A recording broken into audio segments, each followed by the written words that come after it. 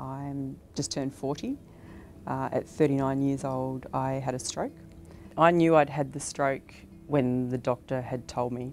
Up until then, everything becomes a little bit surreal. I was 39, I couldn't possibly have a stroke. I didn't think it was possible. There were stages where I wouldn't leave the house. I was frightened of people outside of the house. I didn't want to go anywhere socially because I would have to speak to people, and then people would see that I struggled finding words sometimes, or that I couldn't think properly, or what appeared that I couldn't think properly. I've got an absolute doll of a husband. He saved my life that morning. The way that he treated those differences for me, or the things that I noticed after the stroke, he made it fun and he made it light, and it made it so much easier to get through, and I know that he did that for me. My life has dramatically changed as a result of that, and there's been some really fantastic things that have come out of that.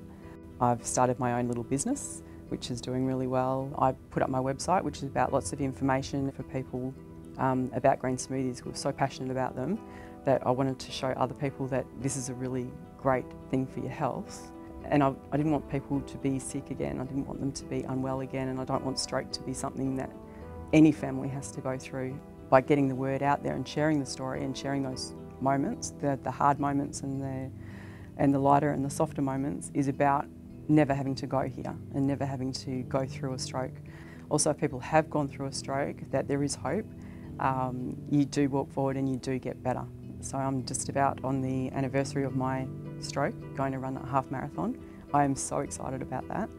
I think it's really important that people recognise stroke, and when they see those signs, that fast reaction of calling the ambulance makes all the difference. Get into hospital as soon as you can, or help that person get into hospital as soon as they can, because it will make the difference between a year later being well or perhaps being under different circumstances. So in terms of what my story brings, I suppose, is about those things, is early intervention, and you can absolutely recover.